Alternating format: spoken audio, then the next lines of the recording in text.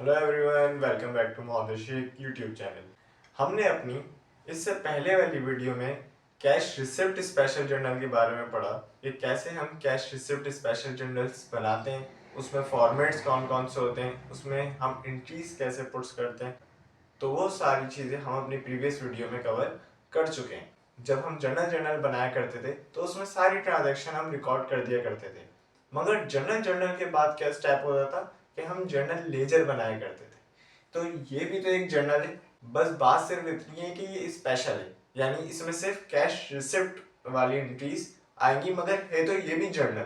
तो इसके बाद भी जो सेकंड स्टेप होगा वो जर्नल लेजर ही होगा, यानी जो हमने यहाँ पे एंट्रीज पास की हैं इस स्पेशल जर्नल में, कैश रिसिप्ट वाले जर्नल में, उसको हम जर्नल लेजर में भी लेके जाएंगे।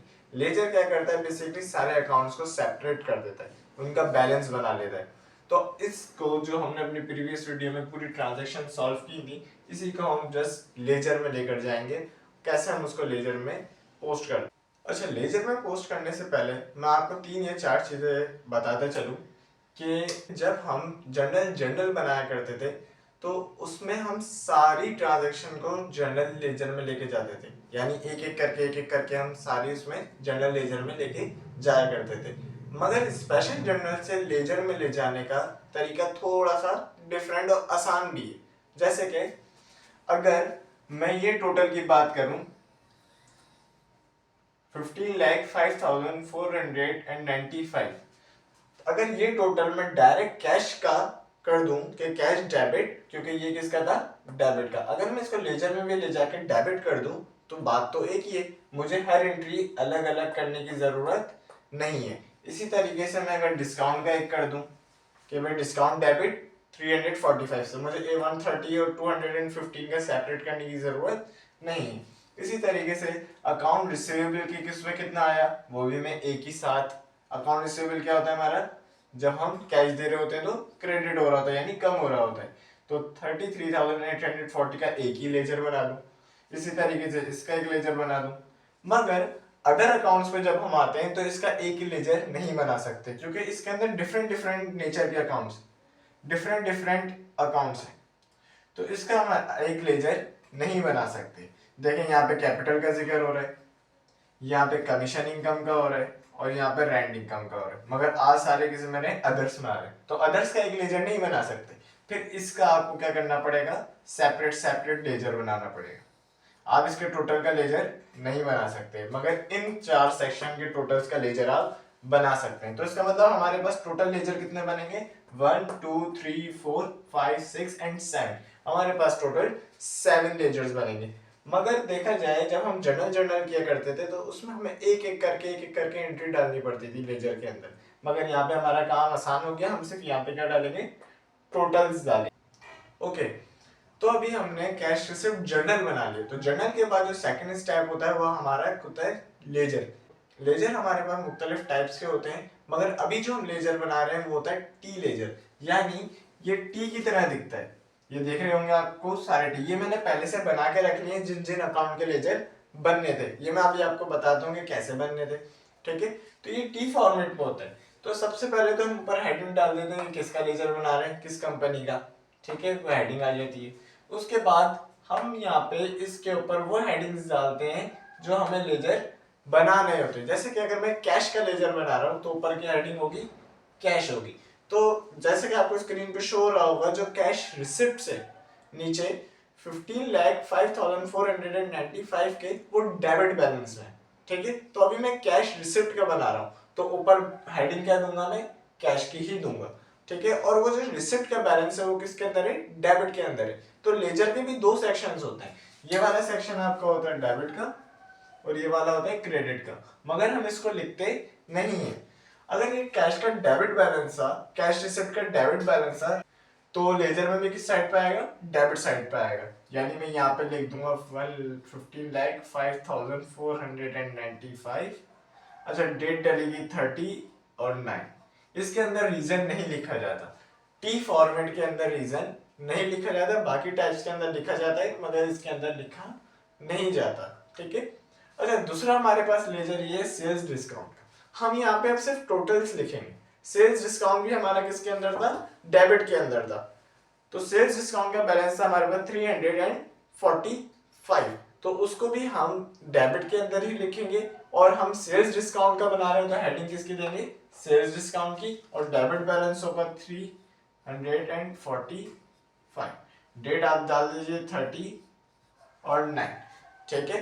यानी जब हम लेजर कब बनाते हैं, जब हमारा मंथ एंड हो जाता है। ओके, तो नेक्स्ट हमारे पास लेजर है अकाउंट रिसीवेबल। अकाउंट रिसीवेबल का भी हम सेम उसी तरीके से करेंगे कि हम पूरे सेक्शन को टोटल करेंगे और अकाउंट रिसीवेबल का बना रहे हैं तो उसकी हेडिंग डाल देंगे अकाउंट रिसीवेबल, और हमारे पास टोटल कितना आ रहा है अकाउंट रिसीवेबल का 33,840। तो ये अकाउंट रिसीवेबल क्रेडिट के अंदर है, यानी अकाउंट रिसीवेबल हमारा एसेट का अकाउंट है।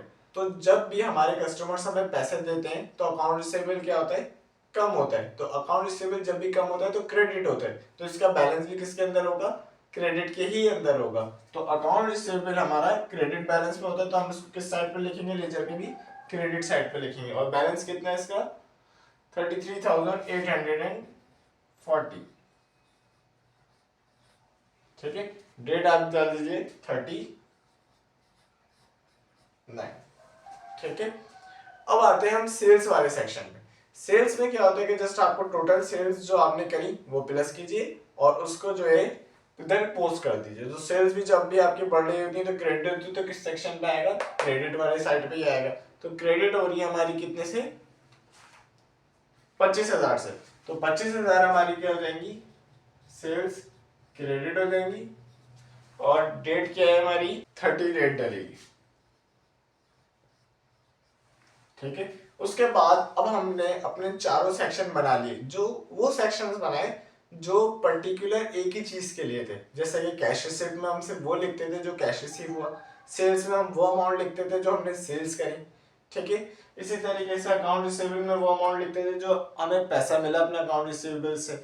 तो हमने जो पर्टिकुलर था, अब जो अदर अकाउंट है उसका हम टोटल करके एक लेजर में नहीं डाल सकते, वो पॉसिबल नहीं है क्योंकि वो डिफरेंट डिफरेंट अकाउंट्स हैं। तो जो भी अदर अकाउंट में बैलेंस होगा उसको आपको सेपरेट सेपरेट लेजर में लेके जाना पड़ेगा। जैसे कि कैपिटल है, कैपिटल जब भी बढ़ता है तो क्रेडिट होता है, हम पीछे भी क्रेडिट करके आए हमने कैश रिसीप्ट में। तो यहाँ पे 90,000 से कैपिटल क्या हो जाएगा आपका, क्रेडिट हो जाएगा। और ये किस डेट को हुई थी एंट्री हमारी कैपिटल की, 13 को। तो ये हमारी डेट डल गई और कैपिटल हमारा क्रेडिट हो गया। तो इसके बाद हमारा जो सेकंड अदर अकाउंट था वो था कमीशन इनकम का। तो कमीशन इनकम का हमारे पास बैलेंस था 1,000 रुपीज, और इनकम जब भी बढ़ रही होती है तो हमारी क्रेडिट होती है, और इसकी डेट हमारे पास थी 16 and 9, ठीक है। नेक्स्ट हमारे पास जो अदर अकाउंट था वो था रेंट इनकम।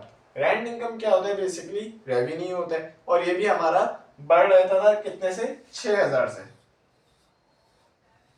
और ये किस डेट को हुई थी हमारी 16/9, ओके। तो ये हमारा बेसिकली लेजर बनाने का तरीका था। तो आपके पास स्क्रीन पे शो हो रहा होगा, ये जो चार अकाउंट है शुरू के, इनका एक ही लेजर बनाते हैं, ठीक है। इनकी जो ऊपर की हेडिंग थी वो लेजर के ऊपर हेडिंग आ जाती है, ठीक है। और इनका जो नीचे का बैलेंस है, ठीक है, तो वो लेजर में उसी तरीके से आता है जिस साइड पे इनका बैलेंस होता है, भले वो डेबिट साइड पे हो या क्रेडिट साइड पे हो, ठीक है। वैसे कैश रिसिप्ट का बैलेंस डेबिट साइड पे होता है, सेल्स डिस्काउंट का बैलेंस डेबिट साइड पे होता है, तो सिर्फ सेल्स का क्रेडिट साइड पे होता है। तो ये आपको बैलेंसेस पता होने चाहिए, तो फिर ये आप इसको लेजर के अंदर कन्वर्ट कर सकते हैं। तो ये आपको हेडिंग वही डालनी पड़ेगी जो आपके कैश रिसिप्ट के ऊपर हेडिंग डाली हुई है। आई होप आपको यहाँ तक समझ में आ गया होगा। Thank you so much for watching.